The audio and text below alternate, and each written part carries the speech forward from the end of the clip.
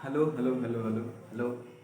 मैं दीपक सर आपका सभी का स्वागत करता हूँ। कैसे हो? आशा करता हूँ कि सभी लोग ठीक होंगे।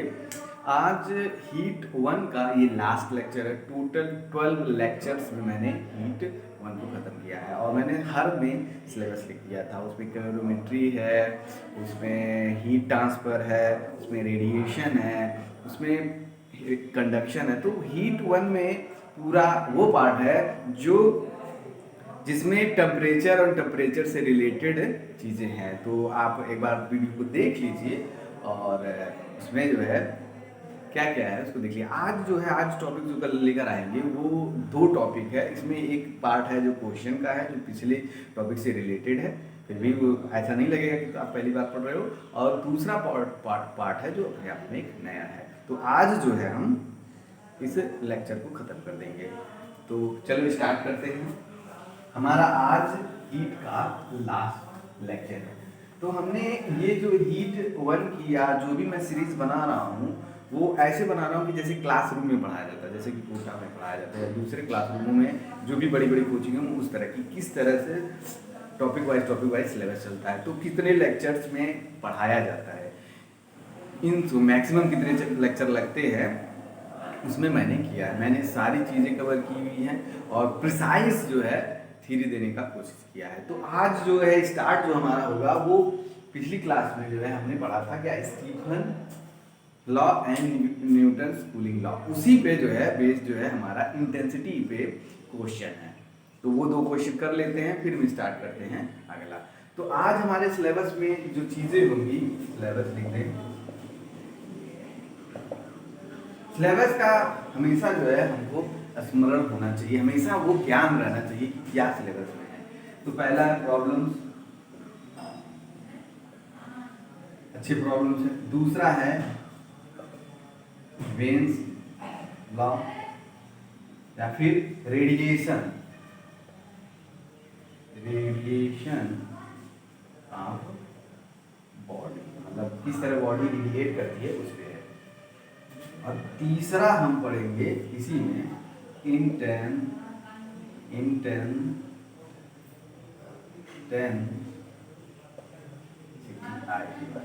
ये तुमको वेव में भी पढ़ाया जाएगा और तुमको जो है उसमें वेव ऑप्टिक्स में भी पढ़ाया जाएगा, मॉडर्न फिजिक्स में भी पढ़ाया जाएगा। तो ये 3-4 बार पढ़ाया जाएगा, लेकिन हम आज जो है अच्छे से पढ़ाएंगे क्योंकि ये जो है आपको जितना इसमें आता है और जितना तुमको काम लायक है वो सब आज इसमें पढ़ाया जाएगा। तो स्टार्ट करते हैं प्रॉब्लम से। तो क्वेश्चन क्या कह रहा है देखिए। क्या होता है कि जो क्वेश्चन आते हैं वो वर्ड्स में लिखे होते हैं, उनको पढ़ को समझना होता है और यहाँ पे जो होता है वो निचोड़ दिया जाता है। तो क्या है कि आप क्वेश्चन को पढ़िए और क्या दिया हुआ है उसको तुरंत लिख लीजिए। है, शुरुआत यहीं से करिए, उसके बाद आपका हैबिट बन जाएगा, आपको पता चल जाएगा क्या दिया है, क्या पूछ रहा है और क्या हमें निकालना होता है। देखिए अगर कोई क्वेश्चन होगा, अगर वो 3 वेरिएबल्स पे है तो 2 वेरिएबल देगा, अगर 2 नहीं देगा तो कुछ एक ही देगा। तो ऐसा कुछ करेगा कि 2 इक्वेशन बने जिससे वो 2 वेरिएबल सॉल्व हो। यही हो सकता है, इसके अलावा ऐसा नहीं है कि जो है 4 वेरिएबल का क्वेश्चन दे दिया, 2 वेरिएबल दिया, तीसरा तुमको नहीं दिया तो तुम क्वेश्चन कर दो, गलत हो जाएगा। कोई भी ऐसा क्वेश्चन नहीं दिया जाता है जो सॉल्व ना हो सके, बशर्ते आपको लैंग्वेज को देखना होगा। कुछ चीज़ें होती हैं जो आप मिस कर रहे होते हो, उस प्रॉपर्टी का यूज भी हो जाता है। तो जिस तरह इसमें आज जो है हम यूज करेंगे। तो देखिए पहला क्या कह रहा है कि एक बॉडी है, क्या है, बॉडी है और वो टेम्परेचर उसका क्या है 100 डिग्री पे, इस पे है 100 डिग्री पे ये है। तो ये 100 डिग्री पे है। अब कह रहा है कि इस 100 डिग्री को मेंटेन करने के लिए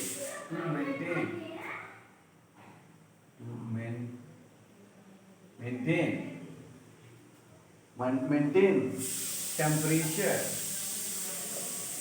to maintain temperature we have to provide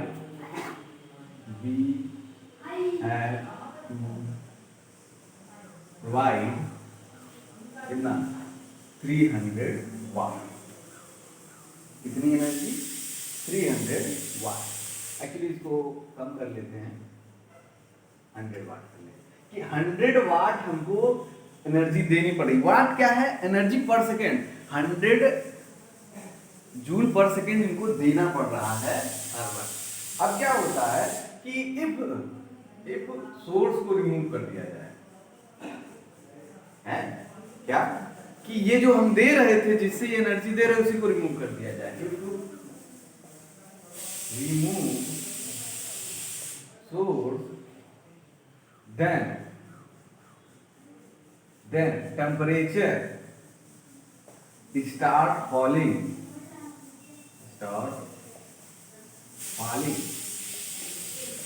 2 degree पर सेकेंड।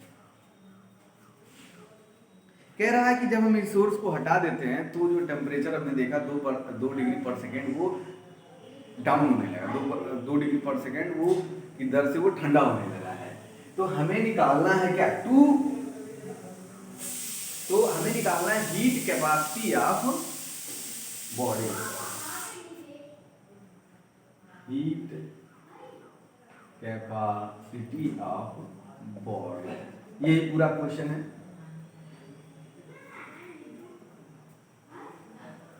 तो हमारा पूरा क्वेश्चन यही है कि देखो एक बॉडी है जिसका टेम्परेचर 100 डिग्री है और वो अपना टेम्परेचर मेंटेन करने के लिए 100 वाट का एनर्जी लेती है। तो जब हम इस सोर्स को हटा देते हैं तो स्टार्ट फॉलिंग टू 2 डिग्री पर सेकेंड।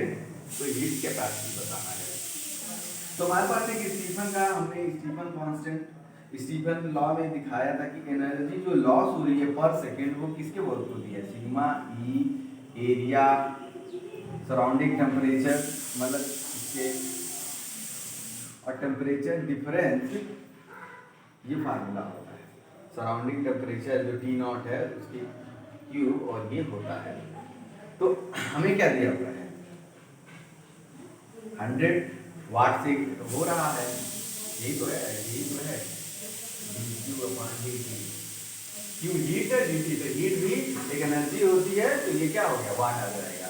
ये पूरे को क्या मान लो? के मान लो। क्या मान लेते हैं? के, क्योंकि ये बॉडी के लिए हमेशा सेम रहेगा। सराउंडिंग का टेम्परेचर गिर नहीं रहा है? और हमें सराउंडिंग का टेम्परेचर क्या दिया हुआ है? 50 डिग्री दिया हुआ है। क्या दिया हुआ है? सराउंडिंग का टेम्परेचर 50 दिया गया है। और दूसरी चीज, Newton's law of cooling applicable है। ये क्वेश्चन में दिया है।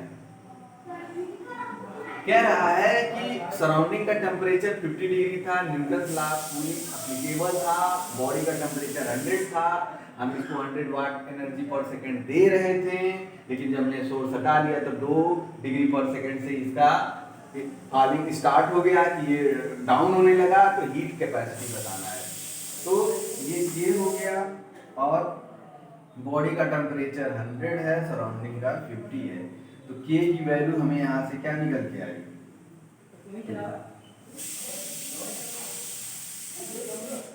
पॉज करके नोट कर लीजिए। फिर से हम इस क्वेश्चन को एक्सप्लेन करते हैं। क्या कह रहा है कि हमारा सराउंडिंग का टेम्परेचर 50 डिग्री था और एक ब्लॉक है या एक गोला है जिसका जो है टेम्परेचर 100 डिग्री है और वो उसमें Newton's law of cooling applicable है। इसमें इसके बारे में टेंशन नहीं लेना। उसके बाद कह रहा है कि टू मेंटेन द टेम्परेचर, यानी 100 डिग्री को बनाने के लिए इसको बार-बार लगातार पर सेकंड जो है 100 जूल पर सेकंड के हिसाब से एनर्जी देना पड़ रहा है। तो इफ हम सोर्स को रिमूव कर दे रहे हैं तो 2 डिग्री पर सेकंड की एनर्जी क्या हो रही है? फॉल हो रही है। 2 डिग्री पर सेकंड से जो है इसका टेम्परेचर नीचे जा रहा है। इसकी हीट कैपेसिटी बतानी है। तो हमारे पास जो है हीट लॉस का फार्मूला ये था, तो उससे हमने K निकाल लिया है। तो फिर आगे चलते हैं। Newton's law of cooling applicable है। तो न्यूटन्स लॉ ऑफ कूलिंग आया किस फार्मूले से? Minus dt upon d small t बराबर सिग्मा E A क्यू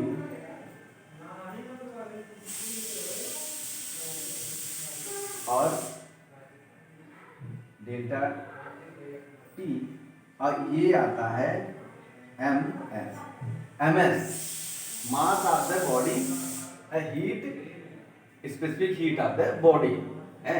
तो इसकी वैल्यू तो K है, तो ये हो जाएगा, और इसकी वैल्यू क्या दिया हुआ है 2 डिग्री पर सेकेंड। तो ये क्या हो जाएगा 2 डिग्री पर सेकेंड हो जाएगा। नेगेटिव का मतलब है वो डाउन होना, तो कोई मतलब नहीं है। ऊपर की वैल्यू 2 हो जाएगी MS, और ये क्या दिया हुआ है 100 माइनस 50।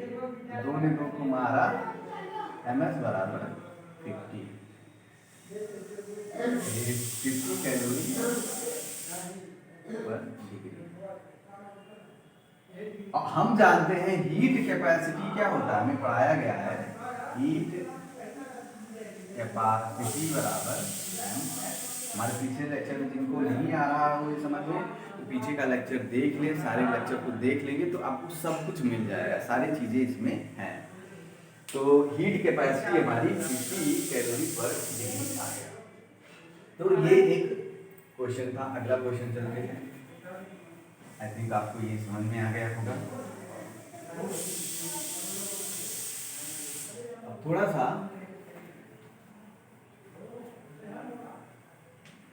इमिसिविटी पे कर लेते हैं। अगला क्वेश्चन अच्छे क्वेश्चन है। कह रहा है एक बॉडी है, क्या है बॉडी है, तो इसका EA इमिसिविटी कांस्टेंट A है। तो कह रहा है कि सेम चीज, सब कुछ कहानी लिखा है कि ये है वो है, सब कुछ टेम्परेचर वो देख लो। कह रहा है टू मेंटेन द टेम्परेचर, क्या to maintain the temperature we have to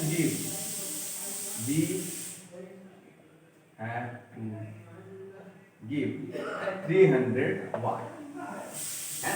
अब क्या करते, इसी को आधा पार्ट ब्लैक पेंट कर देंगे।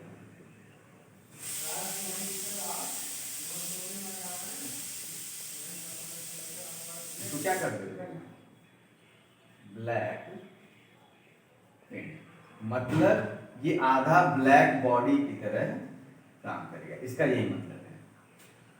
अब to maintain the temperature, to maintain the temperature we need 600 watt. तो हम जानते हैं कि जो है हीट का जो लॉस होता है वो डायरेक्टली प्रोपोर्शनल E होता है। तो यहाँ से यहाँ हीट लॉस ज्यादा हो रहा है तो हमें ज्यादा देना पड़ेगा टेम्परेचर को मेंटेन करने के लिए। इसका इमिसिविटी जो था ओवरऑल EB वो बढ़ गया हमारा, क्योंकि ये वाली E हो गई है और E बराबर ब्लैक बॉडी के लिए 1 होता है, तो ये बढ़ गया। तो हमें क्या निकालना है, फाइंड EA। बोला गया है find the emissivity of body A, यानी एक ही बॉडी है, हमने अलग अलग नाम दे दिया है। कह रहा है एक बॉडी थी, शुरुआत में उसकी इमिसिविटी E थी और उसके टेम्परेचर को मेंटेन करने के लिए 300 वाट हम एनर्जी दे रहे थे पर सेकेंड। उसी बॉडी का हाफ वाट जो है हम ब्लैक पेंट कर दिए। To maintain the temperature we need कितना 600 वाट। अब क्या है कि हमें दुगना एनर्जी देनी पड़ रही है पर सेकेंड उतने ही टेम्परेचर को मेंटेन करने के लिए। तो इन दोनों का टेम्परेचर क्या है T। तो हमें क्या बताना है, इमिसिविटी ऑफ फर्स्ट बॉडी, यानी कि ये बताना है। तो स्टार्ट करते हैं, आप पॉज करके नोट कर लीजिए क्वेश्चन। तो ये सब मिटा दें। कह रहा है तो पहले जब दिया था तो एनर्जी क्या थी, वाट है, तो पर सेकंड एनर्जी क्या दे रही थी, सिग्मा E A, इसका area A T not delta T है। ये चीज ये तीनों चीज को K मान ले, तो ये क्या था 300 KEA। इसको तीनों को K मान, तो ये आया हमारा पहला। अब दूसरा इसके लिए तो देखो 600 दे रहा है। अब क्या है, ये एरिया हाफ हो गई है और ये एरिया हाफ हो गई है। इसका क्या है ये है और इसका क्या है ई बराबर 1 है। तो ये क्या हो जाएगा के सभी के लिए कॉमन होगा ये a/2 प्लस a/2। तो a कॉमन ले सकते हो। अब इक्वेशन 1 और 2 को जब डिवाइड करोगे 1 डिवाइड बाई 2 तो 1/2 या आप सीधे 2 डिवाइड बाई 1 तो क्या हो जाएगा 600 300 के ए कॉमन ले लिया बाई 2 भी कॉमन ले लिया ये प्लस 1 बाई के ए ई ए ने की को मारा इन्हें की को मारा ये 2 बार तो 2 दूनी 4 तो 4 ई ए बराबर ई ए प्लस 1 तो ये टोटल क्या हो जाएगा अब ई ए बराबर 1/3 ई ए की वैल्यू क्या है 1/3 पॉज करके इसको यानी कि शुरुआत में ई ए की वैल्यू क्या थी यहाँ पे 1/3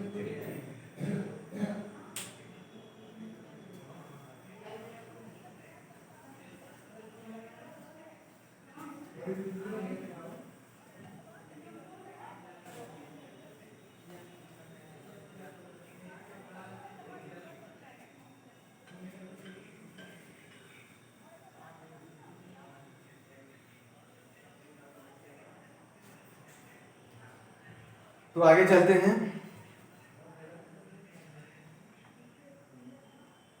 अब आता है पहले हम इंटेंसिटी बताएंगे उसके बाद जो है उसको क्या कहते हैं तुमको वेन का रेडिएशन या इमिसिव पावर स्पेक्ट्रम बताएंगे तो जो जिसमें आ जाता है वेन कांस्टेंट या वेन का लॉ। तो जनरल चर्चा चलेगी इस पे जनरल चर्चा ऑन इंटेंसिटी। क्या इंटेंसिटी क्या होता है कि हर ऑब्जेक्ट जो है मान लो कि कोई बॉडी है जो पर सेकेंड एनर्जी उसका निकल रहा है। तो मान लो एक बॉडी है एक पॉइंट सोर्स है पॉइंट सोर्स है पॉइंट सोर्स का एनर्जी निकल रहा है ई क्या हो निकल रहा है एनर्जी पर सेकेंड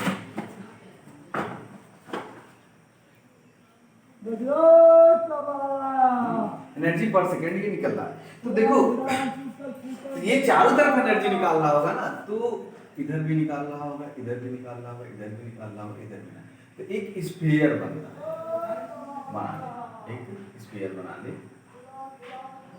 ये आ रहा है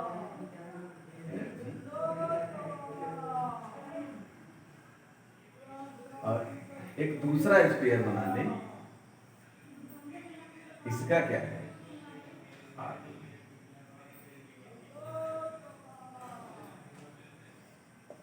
तो एनर्जी पर सेकेंड ये निकाल रहा है ये सोर्स है।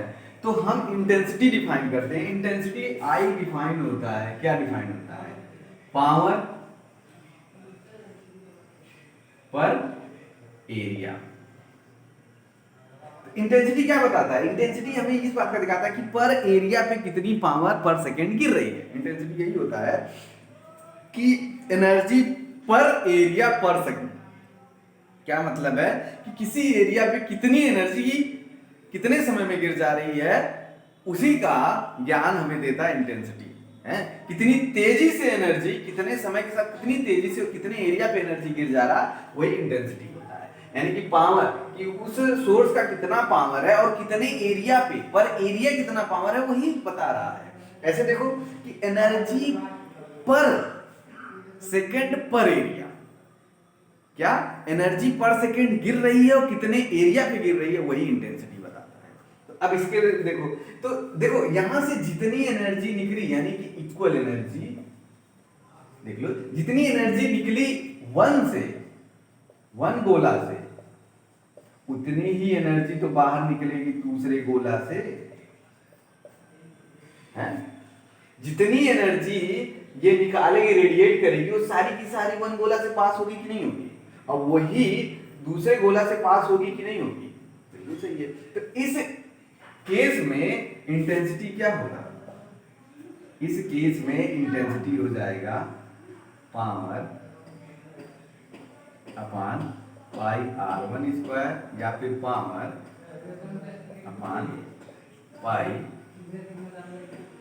R2, 4 पाई, क्योंकि गोले का क्या होता है 4 पाई होता है। तो इंटेंसिटी का हमें वो क्या होता है, यूनिट क्या होता है, पावर का यूनिट वाट होता है, एरिया का मीटर स्क्वायर होता है।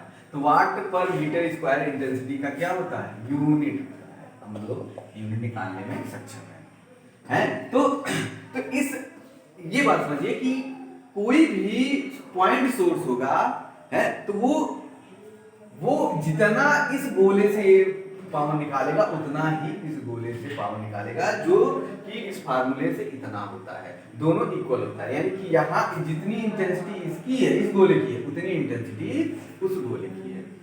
तो आगे चलते हैं, नोट कर लीजिए, आगे फिर देखते हैं क्या होता है।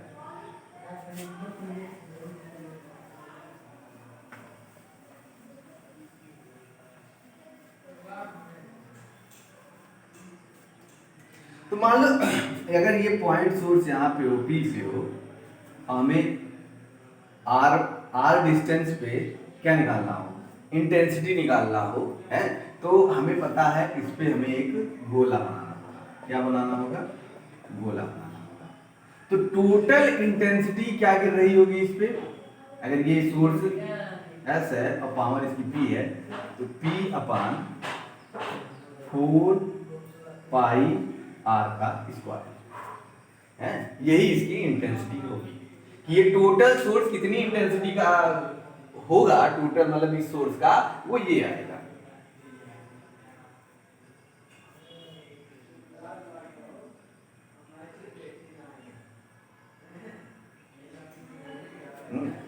तो हम कह सकते हैं किसी भी पॉइंट सोर्स का जो इंटेंसिटी आता है P पॉइंट पे, पॉइंट सोर्स है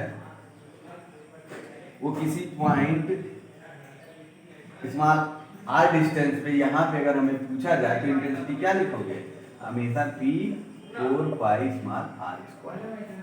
तो ये बात हमको समझ आए कि ये पॉइंट, क्योंकि वो चारों तरफ उतनी इंटेंसिटी का गिरा होगा। तो अब समझाने वाली बात क्या है, तो इसको मिटा देते हैं क्योंकि ये हो गया है, ये समझाने के लिए था। तो सपोज करो कि जैसे हमारे पास दो आंखें, एक आंख को बंद कर ले, ये आंख बंद कर लिया, तो इस आंख पे कितनी इंटेंसिटी गिरी वो कैसे निकालेंगे। मान लो ये 1 मीटर पे ये तुम्हारी आंख है, आई, और एक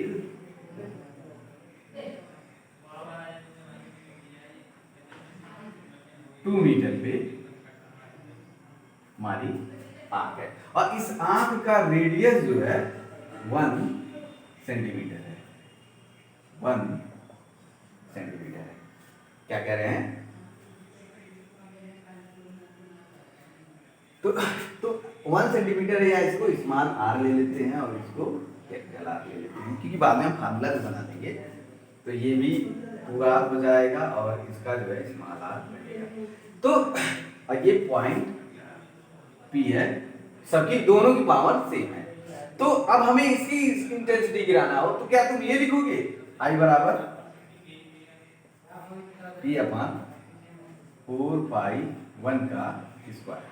तो ये टोटल इंटेंसिटी गिरी, लेकिन इस आंख को कितनी इंटेंसिटी मिली, यानी कितनी एनर्जी। अब एनर्जी पर सेकंड निकालना हो इस आंख का, तो कैसे निकलेगा। आप देखो, मैं क्या समझाने की कोशिश कर रहा था है कि इंटेंसिटी तो इसका ये गोले का होता है, लेकिन इस पे कितना एनर्जी गिरा है, तो वो तो एक्सपोज्ड एरिया बताएगा ना। तो इस पे एनर्जी E बराबर क्या हो जाएगा, एनर्जी पर सेकंड बराबर क्या हो जाएगा, I इंटू इसका एरिया, आंख का एरिया, I एरिया।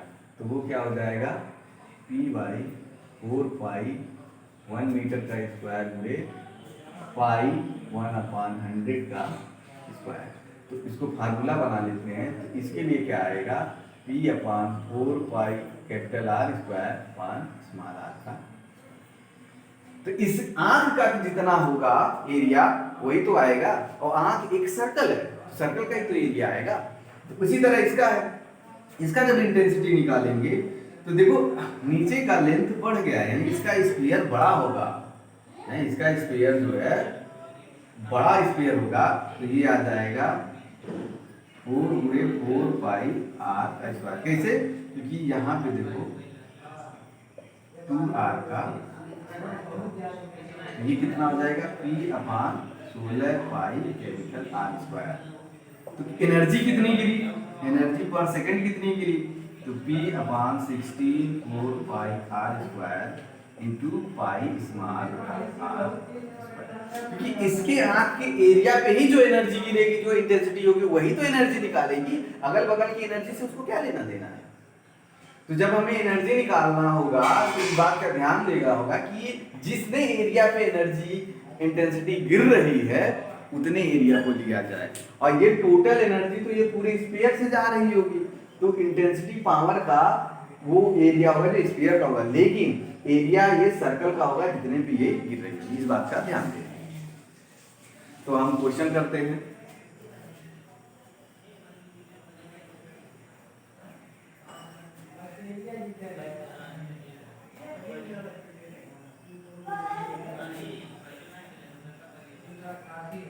क्वेश्चन क्या है कि सन है और जिसको हम ब्लैक बॉडी मानते हैं, इसका मतलब भी बराबर 1 है, और ये यहाँ से अर्थ की जो डिस्टेंस है अर्थ की डिस्टेंस है d।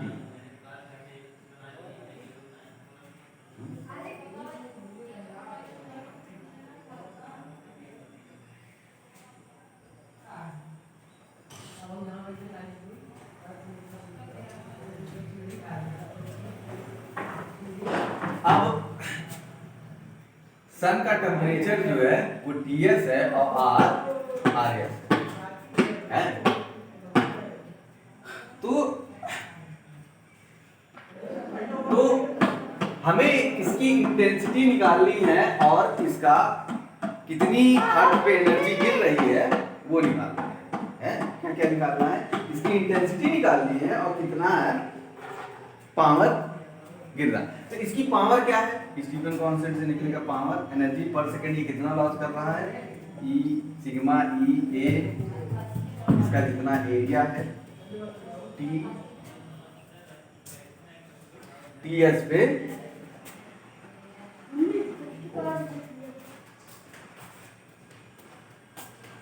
तो एरिया क्या आ जाएगा इसका EA 4 पाई RS का स्क्वायर Ts पे। इतनी पावर जो है ये रही है। सन का एरिया क्या होता है 4 पाई, स्फीयर है ना, तो 4 पाई RS का स्क्वायर इंटू Ts सन का टेम्परेचर। तो इंटेंसिटी क्या हो जाएगी, पावर तो ये हुई, इंटेंसिटी पावर अपान एरिया होता है, तो पावर तो ये हो गया E सिग्मा E 4 पाई RS स्क्वायर Ts पे 4 अपान, ये स्फीयर बन रहा है तो क्या होता है, मतलब एक स्फीयर बनेगा तो 4 पाई d स्क्वायर, 4 ने 4 को मारा, पाई ने पाई को मारा, तो इंटेंसिटी क्या है सिग्मा E RS का स्क्वायर Ts पे 4 अपान d स्क्वायर। इसको बोला जाता है सोलर, इसको बोला जाता है सोलर कांस्टेंट, इसको बोला जाता है सोलर कांस्टेंट। क्या होता है कि सन का जो है एरिया लिख लिया और ये स्टीफन कांस्टेंट लगा लिया, तो ये निकल के आया सन का सोलर कांस्टेंट। अब ये बताओ है कि अर्थ पे कितनी एनर्जी पर सेकेंड गिर रही है, तो आते हैं देखते हैं। अब देखो लड़के लोग जो है बहुत गलती करते हैं कि मान लो ये अर्थ है और ये सन है, बहुत दूर है बहुत दूर है। तो सन का जो है रेडियस जो है वो आर है। तो ये यहाँ से आया, यहाँ पे गिरा, यहाँ पे गिरा,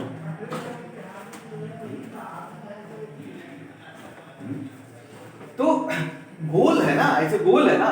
तो मान लो जैसे कि ये मेरा वाला ये वाला पार्ट, तो इस पे ऐसे एनर्जी आ रहा है तो एक गोल सा दिखेगा ना भाई। तो कुछ ऐसे हो, इसी पे तो गिरेगा ये जो एरिया होगा, ये जो गोला होगा। तो इसका जो है ये एक सर्कल बनाएगा। क्या बनाएगा? ये कुछ ऐसे दिखेगा। तो इसका स्मॉल आर है। तो यानी कि जितने एरिया पे वो इंटेंसिटी गिर रही होगी वो एक सर्कल फॉर्म करेगा, यानी एक्सपोज्ड एरिया है उसका रेडियस आर है। और कंडीशन क्या है कि R is less than capital R. तो कितनी एनर्जी पर सेकेंड गिरेगी? एनर्जी पर सेकेंड बराबर इंटेंसिटी आर का स्क्वायर डी का whole upon D square, area of जितने पे वो गिर रहा है पाई स्मॉल आर स्क्वायर। हमारा जो भी इंटेंसिटी गिरेगा वो यही गिरेगा। पॉज करके नोट कर लीजिए।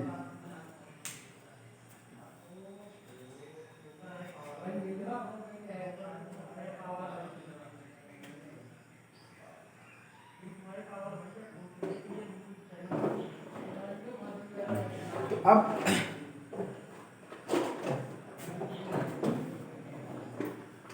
तो कि ये निकाला गया कि कितने एरिया पे, मतलब ये जो जहां पे ये गिर रहा है पॉइंट सोर्स के लिए, मतलब ये सन बहुत दूर हो है तो वो पूरे एरिया पे तो गिरेगा नहीं है। तो जितने एरिया पे गिरेगा उसका जो है ये निकला है।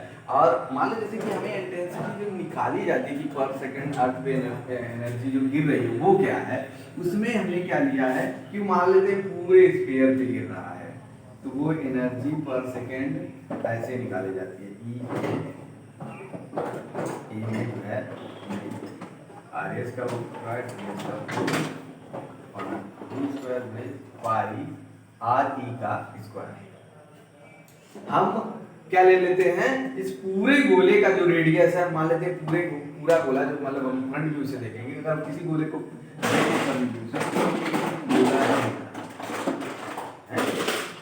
गोला ही दिख रहा है तो आगे से इसी गोले का जो ये गोला है ना, ये इसी गोले का रेडियस तो आरी है।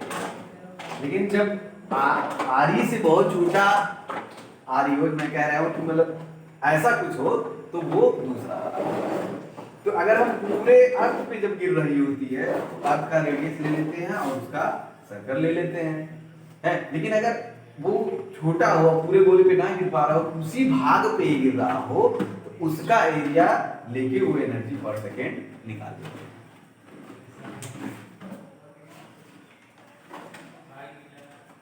अब आता है नया टॉपिक, अगला टॉपिक स्पेक्ट्रल इमिशन पावर।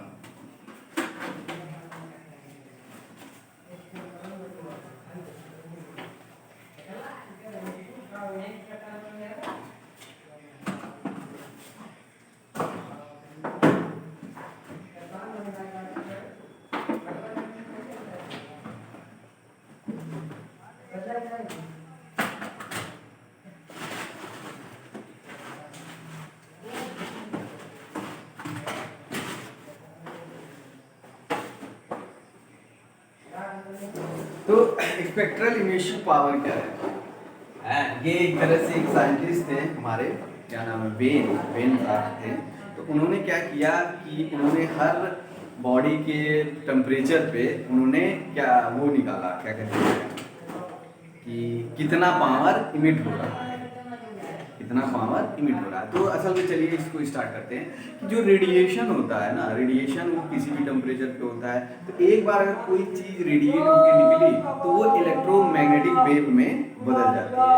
किसमें बदल जाती है? इलेक्ट्रोमैग्नेटिक वेव में। तो जैसे लाइट एक इलेक्ट्रोमैग्नेटिक वेव है वैसे ये भी एक इलेक्ट्रोमैग्नेटिक वेव है। जिस तरह लाइट बिहेव करती है ना, उसी तरह ये भी बिहेव करती है।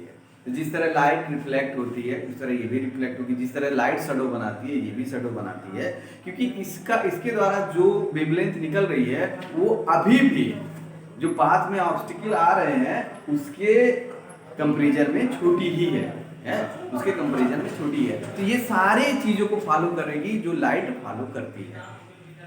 तो ये रेडिएशन में क्या होगा कि स्पेक्ट्रल एमिशन रेडिएशन में देखा गया कि हर वेवलेंथ पे पूरी एनर्जी नहीं निकल, मतलब एनर्जी जो निकल रही है उसमें सारे वेवलेंथ हैं, लेकिन कुछ वेवलेंथ पे ज्यादा एनर्जी इमिट हो रही है। यानी कि जो इमिट हो रही एमिशन हो रही है वो इंटेंस है किसी एक पॉइंट पे है। तो उन्होंने इसी को निकाला। तो सपोज करो चलते हैं कि मान लो एक बॉडी है, इसको देखो, ये टी बॉडी है, तो ये तो इमिट कर रही होगी। तो इसमें जो वेवलेंथ होगा, एनर्जी जो इमिट हो रही होगी जूल पर second,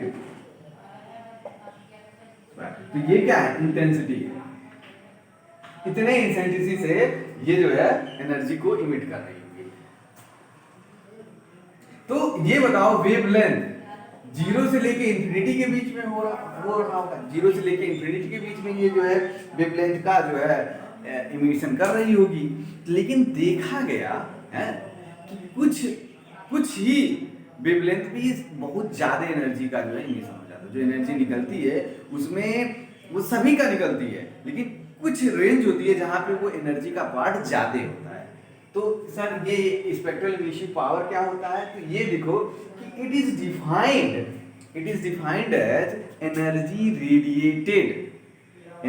radiated between lambda and lambda plus D lambda.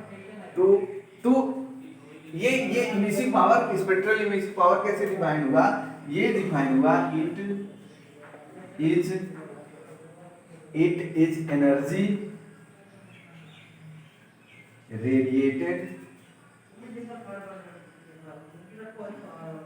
radiated between lambda and lambda plus d lambda। ये है इसका एक्चुअल में डिफिनीशन। तो इससे क्या आया कि जो ई लैम्डा यानी आया क्या, इंटेंसिटी ई, वो क्या आया बीई बटा बी लैम्डा, जहां हम उसको बोलते ई। तो ये हमारा फार्मूला है। एनर्जी पर सेकेंड, ये एनर्जी है, एनर्जी पर सेकेंड है, यानी कि ये पावर है उसका, और पर metre cube.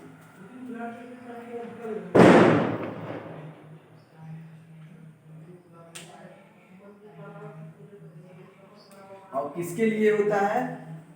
For wavelength lambda से लैम्डा प्लस डी लैम्डा। तो ये जो है डिफाइन होता है। अब इसको हम क्वेश्चन के थ्रू कराते हैं तो ज्यादा क्लियरिटी होगी।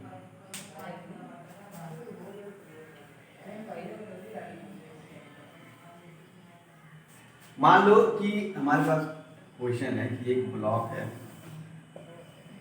ये टी टेम्परेचर पे है और ये एनर्जी रेडिएट कर रही है 100 जूल पर सेकेंड पर मीटर स्क्वायर के हिसाब से। तो उन्होंने कहा कि मान लो 5000 एंगस्ट्रॉम पे ये एनर्जी को रिलीज कर रही है? तो अब उन्होंने कहा कि सपोज करो कि 5000 एंगस्ट्रॉम में कितनी एनर्जी, मतलब ये कह रहे हैं कि इतनी एनर्जी के बीच में वो 2 जूल पर सेकेंड पर मीटर स्क्वायर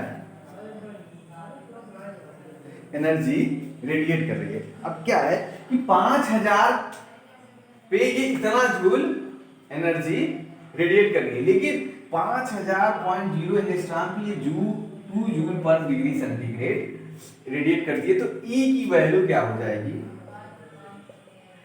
कितना एनर्जी, 2 जूल है, नहीं 2 जूल है, 0.2 जूल ले लो, 0 पॉइंट, बहुत छोटी सी एनर्जी। अब ये क्या है, टेंस टू जीरो है, ये डी क्या होता है, ये tends to zero, tends to zero के मतलब वो जीरो अप्रोच करनी, बहुत छोटी वेवलेंथ है, बहुत छोटा सा, 5000 से लेकर थोड़ा सा जो है डिफरेंस है, तो ये क्या आ जाएगा 0.01, तो ये कितना आ जाएगा, आ जाएगा, तो ई की वैल्यू 20 है, तो यही जो 20 आता है, तो यही है ई, इसी को बोला जाता है स्पेक्ट्रल इमिसिव पावर। तो फिर उन्होंने क्या किया, वो साइंटिस्ट ने जो है एक ग्राफ बनाया, जो कि हमारे सिलेबस में है ग्राफ, उस ग्राफ को अब ये समझ में आया, तो ग्राफ देख लेते हैं।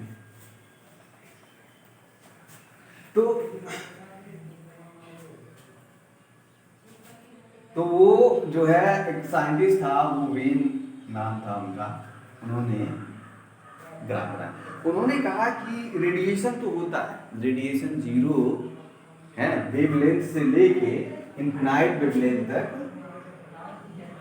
जो है हमारा रेडिएशन होता है, लेकिन उन्होंने कहा ऐसा कुछ ग्राफ दिया, किसी एक वेवलेंथ पे जो कि मैक्सिमम वेवलेंथ होती है, मतलब वेवलेंथ इसमें मैक्सिमम इंटेंसिटी देती है, क्या देती है, मैक्सिमम इंटेंसिटी देती है, इस पे इन्हीं के बीच में सबसे ज्यादा एनर्जी का क्या होता है, लॉस होता है, या इमिट करती है या फिर ऑब्जर्व करती है। तो अगर हम किसी सोर्स का अगर हम निकालें तो हमको पता चलेगा किसी एक रेंज पे वो ज्यादा से ज्यादा एनर्जी को इमिट करती है, यानी कि अगर वो ई वाला निकालें तो उसकी वैल्यू बहुत ज्यादा आएगी यहाँ पे, तो ये इसको बोलते हैं वो वेवलेंथ जिसपे क्या होता है, सबसे ज्यादा एनर्जी का लॉस होता है। तो उन्होंने सभी बॉडियों का निकाल के उन्होंने कुछ ऐसा फार्मूला दिया, बराबर भी,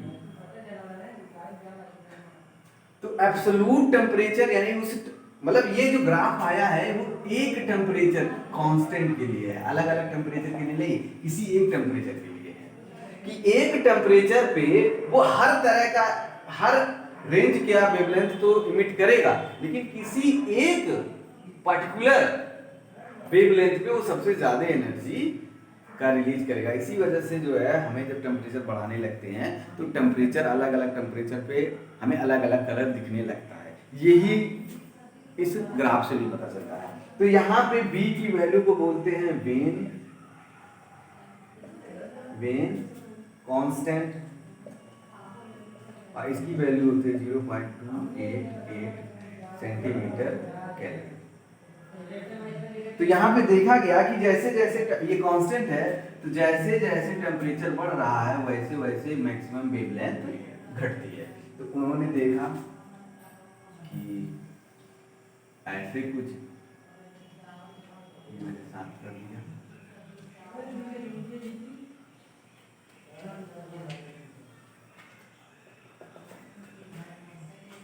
ये वन कर दिया,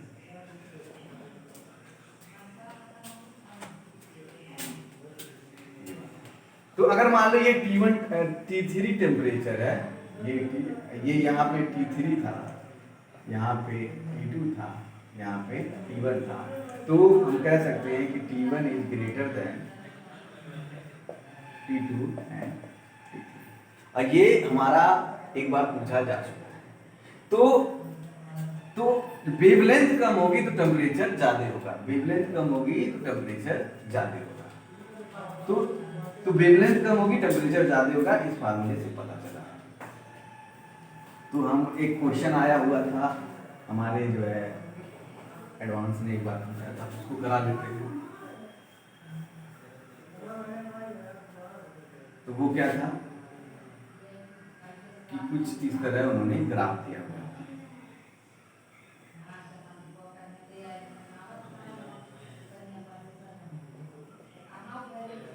ये 1 था, ये T1 ग्राफ था, ये T2। तो बताओ कौन सा टेम्परेचर उन्होंने पूछा था ज्यादा होगा। तो हमें पता है, जिसको ग्राफ पता है, तो T1 temperature, T2 temperature T1 से ज्यादा होगा। क्यों? क्योंकि T2 टेम्परेचर पे देखो वेवलेंथ क्या बन रही है, वेवलेंथ किसकी छोटी है, T2 की छोटी है, इस वजह से T2 टेम्परेचर ज्यादा होगा। क्यों? कि T goes to lambda, lambda घटेगा तो T बढ़ेगा। तो ये देखो यहाँ से घट रही है तो ये बढ़ेगा।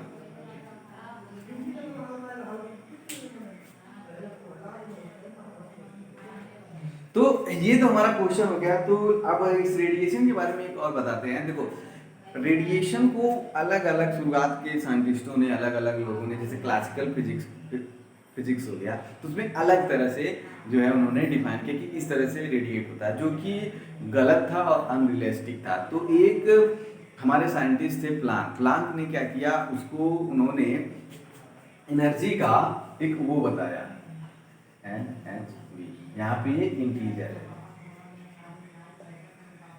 तो उन्होंने एक फार्मूला दिया, यहाँ पे ये फ्रीक्वेंसी है और ये है प्लांक कांस्टेंट। तो उन्होंने कहा कि जो एनर्जी रेडिएट हो रही है वो इन्हीं जो ये वैल्यू, इन्हीं के वैल्यू के पैकेट में होती है, और वो फिर ये ग्राफ में बताया कि एनर्जी का जो डिस्ट्रीब्यूशन वो नॉर्मल नहीं है, नॉर्मल फिजिक्स की तरह, क्लासिकल फिजिक्स नहीं, वो कुछ पार्टिकुलर फ्रीक्वेंसी लैम्डा पे यानी वेवलेंथ पे ज्यादा एनर्जी का क्या करती है, इमिशन करती है। तो इससे क्या हो गया कि इसी से शुरुआत हुआ हमारे मॉडर्न फिजिक्स का। मॉडर्न फिजिक्स का इसी से शुरुआत हुआ। मॉडर्न फिजिक्स का इस प्रेडिक्टर से बहुत कुछ लेना देना है। तो ये साइंटिस्ट ने, प्लांक साइंटिस्ट ने ये दिया था कि इसी पॉकेट में जो है एनर्जी का इमिशन होता है, और इसी से हमारा जन्म हुआ मॉडर्न फिजिक्स का। तो हीट 1 टोटल खत्म हुआ। मैंने सारी चीज़ें तुमको पढ़ाई है और थोड़ा सीरियस होकर पढ़ाया है, सब कुछ भी नहीं छोड़ा है। और मैंने आपको लेवल 1 का जो है सीट प्रोवाइड किया है। अब कुछ दिन में हम आपको लेवल 2 और लेवल 3 और लेवल 4 के भी सीट आप अवेलेबल करा देंगे। तो इसमें लेवल हीट 1 में कुछ भी नहीं है, हीट 1 पूरी तरह से खत्म हो गया, कुछ भी नहीं छोड़ा गया है। एडवांस पढ़ रहे हो चाहे मेन पढ़ रहे हो या फिर नीट कर रहे हो, आपको कुछ भी छूटा हुआ नहीं मिलेगा। हाँ, आपको ये मिलेगा कि काफ़ी इंटेंस है, सिर्फ और सिर्फ सर ने जो है जो रियल चीज़ है, जो इंफॉर्मेशन उसी को दिया है, अलग बगल की चीज़ों को नहीं बताया है। तो थैंक यू वेरी मच।